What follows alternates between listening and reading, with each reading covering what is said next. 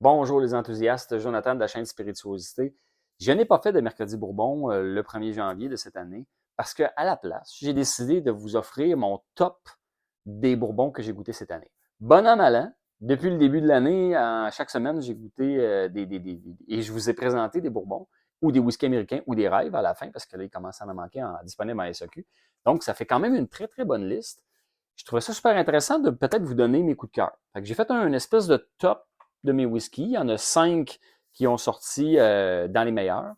Comment j'ai procédé? J'ai vraiment été de façon structurée. Donc, ça a été un beau travail, puis un gros travail, en fait. Puis merci beaucoup à ma conjointe qui m'a aidé là, à les goûter tout à l'aveugle comme ça, puis à me préparer ça. Sans son aide, ça aurait été encore plus difficile. Et voilà, j'ai regoûté tous ces bourbons-là, tous ces whiskies-là.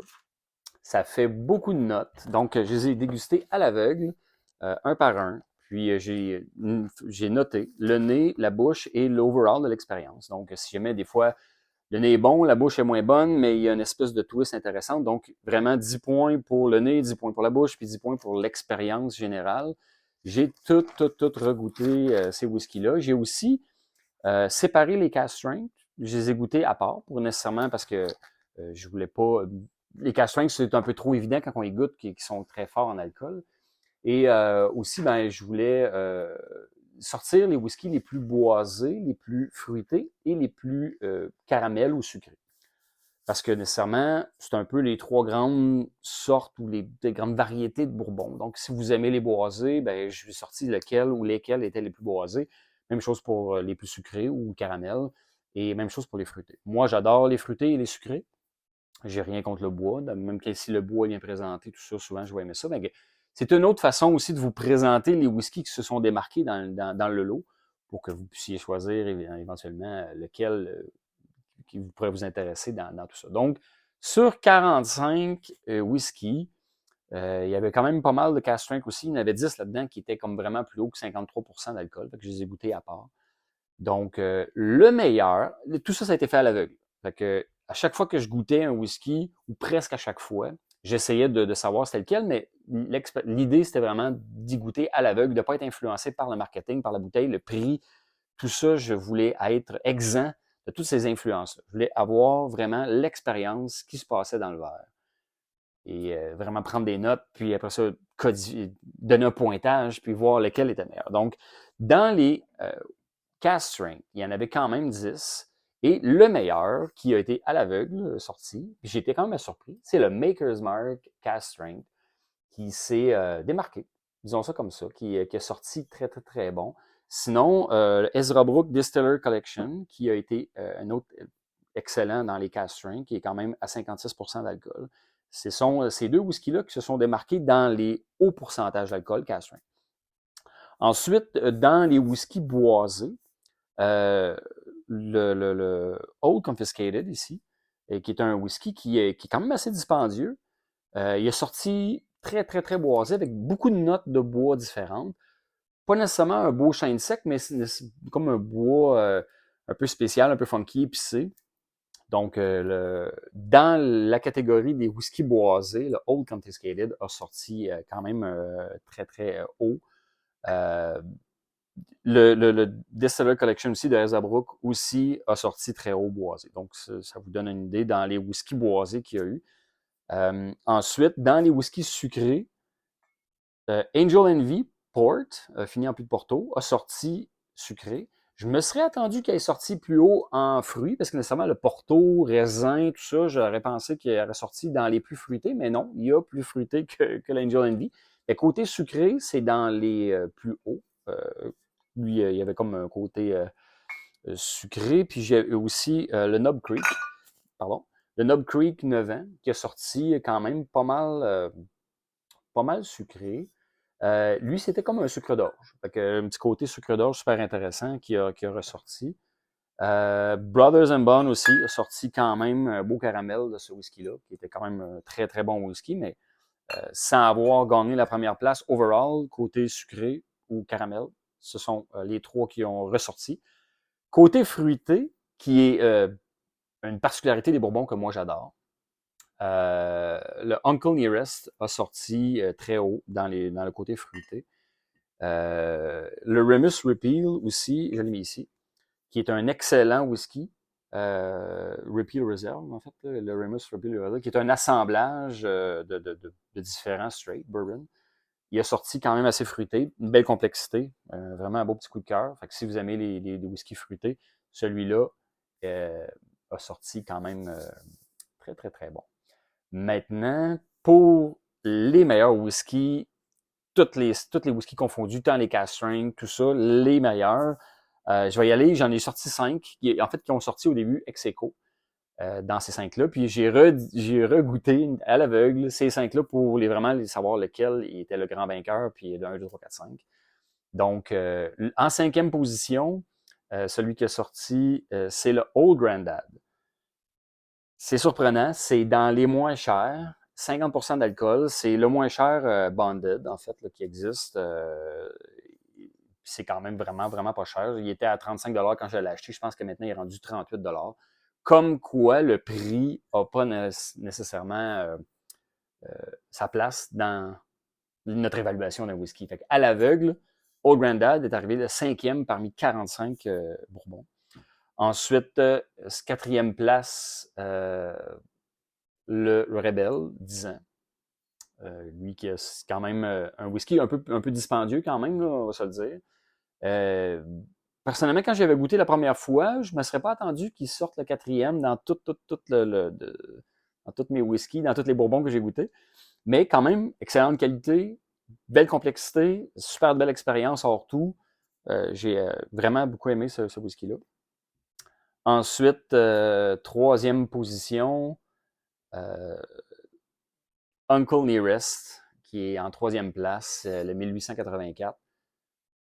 Je le savais qu'il se classerait haut parce que c'était un coup de cœur. Le côté fruité de ce whisky-là est juste sublime. Moi, j'ai vraiment, vraiment, vraiment beaucoup aimé. Donc, ça ne me surprenait pas qu'il se ramasse haut. Quand je goûtais, je l'ai peut-être pas reconnu à l'aveugle, mais je me doutais quand même que le côté fruité, tellement bien présenté de ce whisky-là, puis c'est un sourcing, donc Uncle Nearest n'a pas distillé ça. Là. Ils sont vraiment approvisionnés en baril pour faire cet assemblage-là. Et il s'est ramassé 3e dans mon classement, donc chapeau. Un excellent produit. Je vais le laisser, je ne sais pas s'il va prendre toute la place, mais je vais le laisser là en haut. Surprenamment, 2e place, encore une fois, comme quoi le prix n'a pas d'incidence sur l'expérience que ça va donner. 2e place, hors tout, le Buffalo Trace. Vraiment un très, très, très bon whisky. Pas cher, il est à 48 présentement. 45% d'alcool. Buffalo Trace, qui est une grosse distillerie qui roule quand même bien. Beaucoup de leurs produits sont excellents. Dans les produits que moi j'avais goûté, là, il y avait le Colonel H. Taylor, il y avait du Blanton, du Weller, et le Buffalo Trace s'est ramassé en 2e place.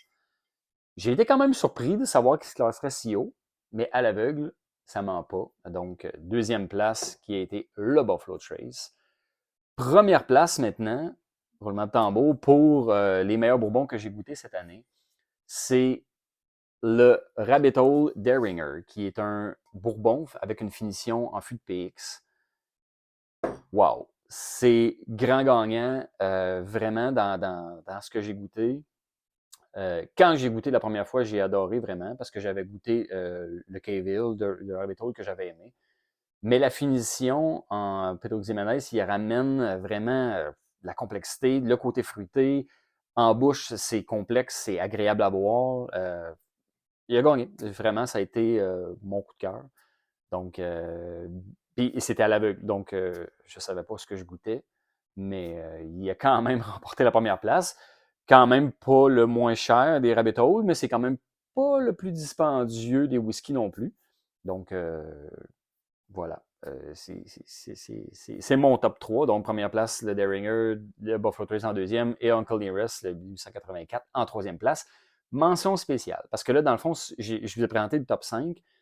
Tout de suite en 6e place, ce qui a gagné pour moi, là, vraiment, puis une mention honorable, encore une fois pour dire que le prix veut rien dire.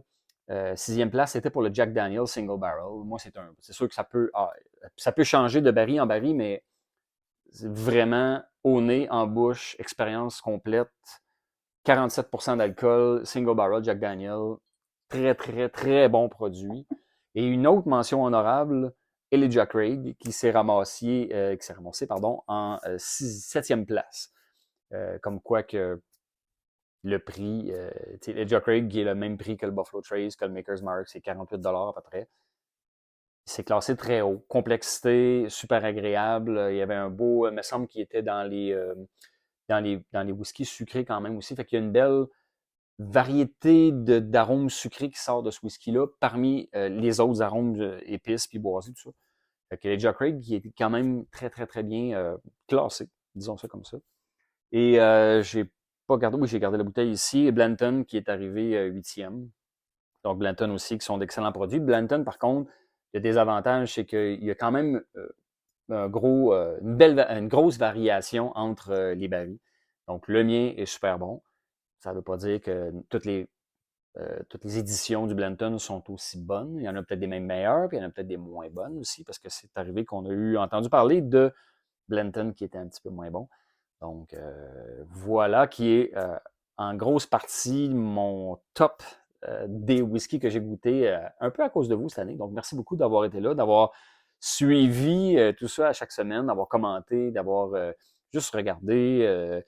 Ça a été une belle année de plein de belles aventures au niveau du whisky. Beaucoup de projets cette année, puis dans l'année qui s'en viennent, avec des distilleries différentes. J'ai été, vers la fin de l'année, contacté par plusieurs distilleries pour goûter leurs produits, peut-être aussi avoir des projets avec eux dans le futur. Donc, il y a beaucoup de vidéos qui s'en viennent là, au début de l'année 2025 sur des whiskies que j'ai goûtés, que les distilleries m'ont envoyés ou que j'ai eu la chance d'aller faire des visites avec des distilleries et goûter leurs produits. Tout ça de façon impartiale. Jamais je suis payé ou rémunéré ou qu'on me donne du whisky pour faire ce que je fais. Je le fais parce que j'ai le goût de le faire. Puis aussi, ben, le fait de payer moi-même mes bouteilles, ça me donne un peu plus la liberté de pouvoir vraiment l'évaluer de façon impartiale, puis de ne pas être tenu de leur dorer la pilule un peu, puis de peut-être dire des choses qui ne m'appartiennent pas ou j'ai le droit de dire ce que je veux, puis ils sont conscients quand que je vais les voir, quand je parle avec eux, puis qu'ils me font goûter leurs produits, je mentirai pas. Mais si le produit est bon ou il est moyen, c'est sûr que j'ai la misère un peu peut-être à dénigrer un produit parce que les artisans derrière ça travaillent très fort. Fait que c'est pas vrai que je vais dénigrer des produits, mais s'ils me correspondent moins, je me gênerai pas de le dire. Fait que donc, une belle année 2025 qui s'en vient. L'année 2024 était juste incroyable. Je suis encore autant passionné sur les whiskies. J'ai adoré faire mes dégustations. Ça a été beaucoup de travail. 40 quelques whiskies à l'aveugle comme ça m'a pris plusieurs jours. Les derniers jours, j'ai essayé de me dépêcher. J'aurais aimé vous livrer ce produit-là, ce décompte-là pour le 1er janvier, mais je n'ai pas été capable, malheureusement. Trop de travail de tout déguster ça. Parmi les parties, je travaillais un peu entre les deux aussi. Puis, bref, fait que j'ai décidé de prendre un peu plus mon temps, puis vous va avoir un vrai beau décompte. Donc, j'espère que ça vous a plu. À bientôt, parce que j'ai pas fini de déguster des produits avec vous. C'est sûr que j'arrive plus vers la fin des produits de la SAQ d'un côté Bourbon ou whisky américain. Ils en ont sorti des intéressants dernièrement, donc j'ai pas terminé. Mais ça va vite, ça va vite. Il va falloir que je réélargisse un peu mon horizon pour déguster les produits américains pour vous. Mais ce fut un réel plaisir, puis à bientôt, j'espère. Donc, j'espère que vous avez apprécié de voir c'est quoi mon décompte. J'espère que ça va vous aider dans votre choix. Et si vous avez besoin d'un peu plus d'infos sur le classement que j'ai eu, ben, ça va me faire plaisir, juste à m'écrire. Puis je vais vous communiquer ça le mieux que je peux. Sur ce, santé!